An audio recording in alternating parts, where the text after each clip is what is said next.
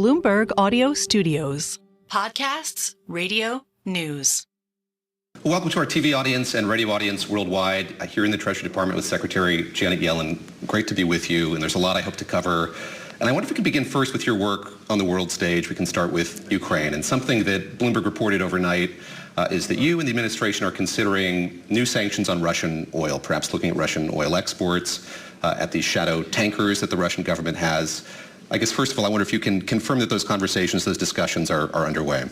Well, let me say we never preview sanctions, and we've constantly been tightening our sanctions on Russia. Our overall aim is to impair Russia's ability to continue conducting this brutal war, to try to deny it the military equipment. It needs to be able to do that, and we've taken a variety of steps to do it. But we have been focused since the outset on Russian oil revenue. It's a critical component of the Russian budget, and we've been looking for creative ways to try to reduce Russia's revenue. One of the most creative policymaking things that I've been involved at during my career occurred here in Treasury when we were able to devise a way and convince our allies to join us in this, imposing a price cap on Russian oil, which was a way of avoiding price spikes when the war started for oil, and actually succeeded in keeping Russian oil flowing into the market. So we continue to look, of course, over time. While these sanctions have been effective, Russia has invested a lot, its own fleet of ships to carry its own oil. We cut it off from allied ships, new insurance that have been costly to Russia to have to make those investments. Now, what's unusual about this moment is that the oil market seems to be well supplied. Prices are relatively cheap. Prices are relatively low. Global demand is down, and there really has been an increase in supply. American firms have stepped up. We have vastly expanded oil production. OPEC countries like Saudi Arabia have excess capacity at this time. So the global oil market is softer, and that creates possibly an opportunity to take some further action. We're looking at it. You talked about creative policy making, and so vis-a-vis Ukraine, there was a moment this week when you dispersed $20 billion to Ukraine alone, and that'll be paid for with interest on frozen Russian assets. So another creative piece of policy making that you've been involved with. We're at this moment where I think there are a lot of questions about what policies can remain in place. And I wonder, when you look at that in particular, are you confident that under a new administration, that program can continue in perpetuity? Well, we have worked with, if you're talking about the so-called ERA loans, extraordinary acceleration loans, we've now transferred $20 billion, which is the United States contribution to this loan package, to the World Bank, to a financial intermediary fund that was set up to channel these monies over time in coordination with our allies to Ukraine as it's needed. So, and as you mentioned, importantly, this is not using U.S. taxpayer resources. These loans will be paid off over time by the extraordinary or windfall revenues that are being earned in Europe at Euroclear on the Russian assets that are being frozen there. So Russia is really helping with this to pay Ukraine to, help it fight the war. So I feel confident that this is something that can stay in place. And what we're really trying to do is to strengthen Ukraine's situation, its ability to defend itself, and hopefully at some point to come to the table to bargain with Russia for a just peace. We want to strengthen its ability to have the equipment it needs, to have the money it needs to, continue to finance schooling and emergency services to its people, and to put it in the best possible situation to support a lasting and just peace. Let me pivot to China, and this has been a relationship I think you've invested a lot of time and energy in kind of rebuilding a conduit of communication between Washington and Beijing. You have deputies right now heading to China for meetings with their counterparts, meetings taking place in South Africa as well, reportedly. Yes. There is concern about what would happen if that relationship, the U.S.-China relationship, were to return to the place it was in when you took office now 4 years ago. How much does that concern you, and what would the consequences of that be if the efforts that you've put in to rehabilitate that relationship go to the wayside?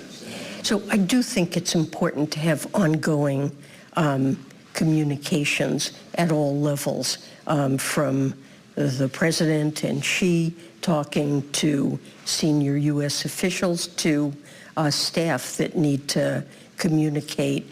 Just having open channels of communication is valuable, and I believe it will be seen as continuing to offer value. These are channels by which we can make clear what we're unhappy about, where our concerns are and why we have them. Well, we have significant concerns about Russia's economic policies that we discuss in these channels. It's also the case that we have shared global interests, whether it's in climate change, combating pandemics, dealing with potential financial disruptions that could affect global financial markets. We're also using these channels to build trust in channels for cooperation so that we can work together where our interests coincide. So there's no question that we have serious concerns both from a national security point of view and a broader economic view with China's behavior. But nevertheless, as the two largest economies in the world, it's critical to have open channels of communication. It helps avoid misunderstandings. We've used these channels when we've taken action like export controls or our recent outbound investment restrictions to explain what we're trying to accomplish to avoid misunderstandings that can worsen the relationship needlessly. You have a particular insight into what makes your counterparts tick, I imagine, through those conversations that you've had. And so we've seen the president-elect talk about large, universal, punitive tariffs. Do you have any insight into how they might respond if they are threatened with something like that? Well, I really don't want to make a forecast. Many countries, when they're faced with unilateral actions of that sort, look for ways to retaliate, and my guess would be that they would do that. We have in areas of concern where I've expressed repeatedly concerns with overcapacity that is developed in Chinese advanced manufacturing industries and clean energy, semiconductors, and the like. We think it reflects active, large subsidies that are flooding the world with exports and threaten to drive our firms out of business in areas that we think are critical to our own future.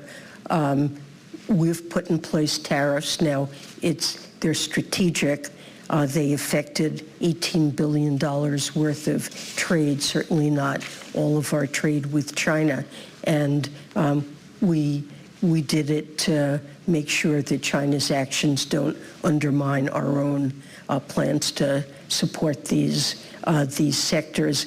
But broad-based tariffs, almost all economists agree that what they will do is hurt us by raising prices, possibly substantially, and making it more expensive for firms that need inputs from China to be able to acquire them and harm our competitiveness of firms that rely on those imports.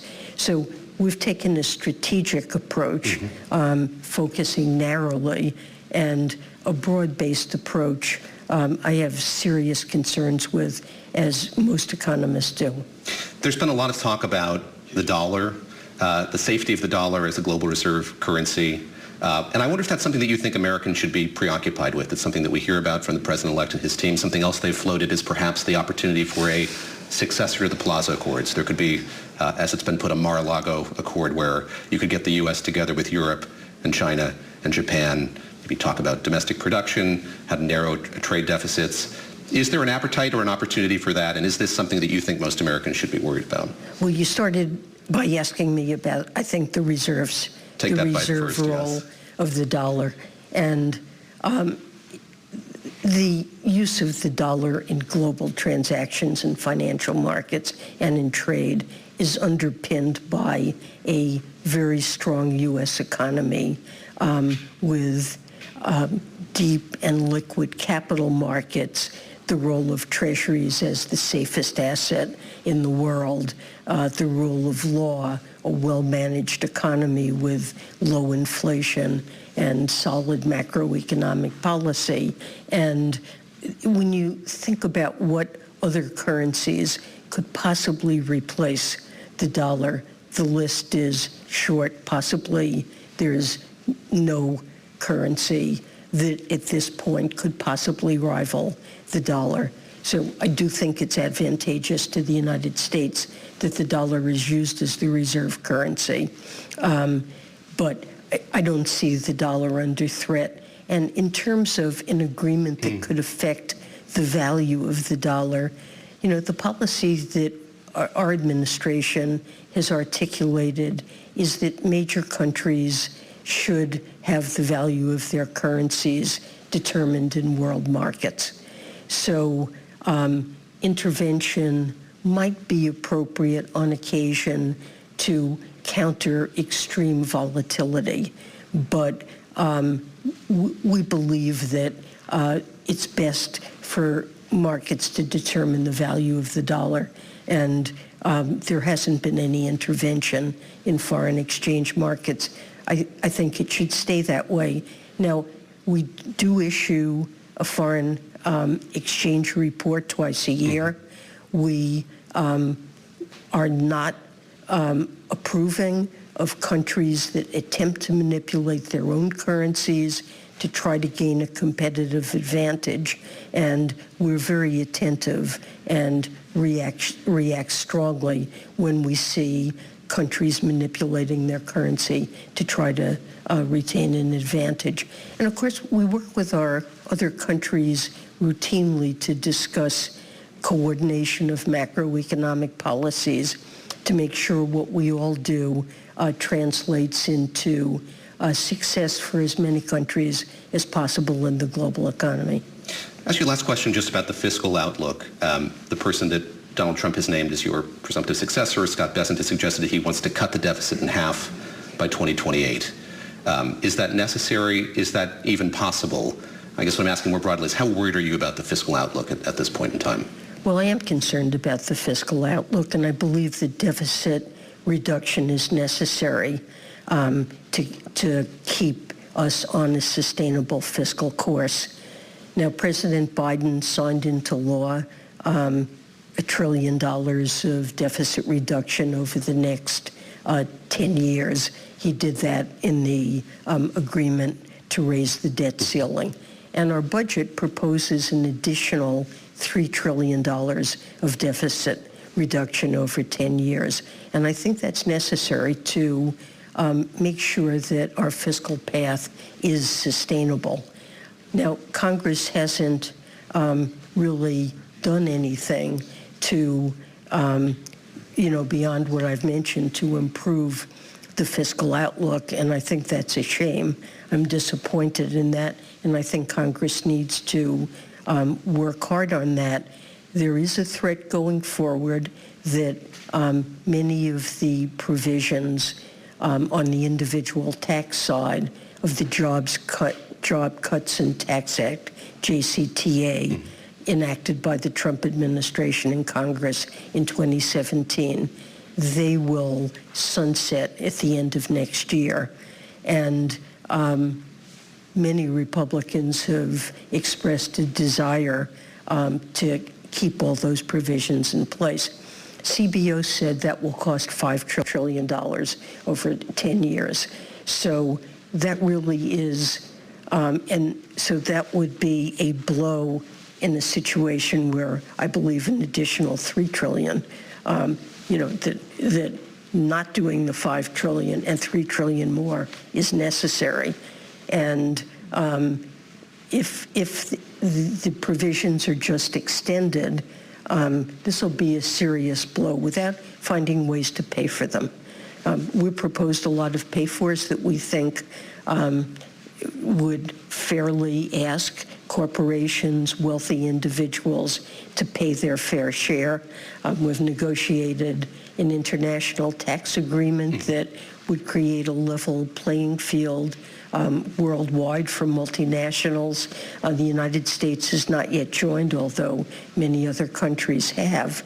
And that would be a revenue-raising measure that I think would be very valuable. And there are certainly more. So I do hope that the new administration and Congress will, if they extend features of JCTA, find ways to pay for what they do, and also make sure that the benefits go not to the wealthiest individuals, but to middle-class families. Madam Secretary, thank you very much. Thank you.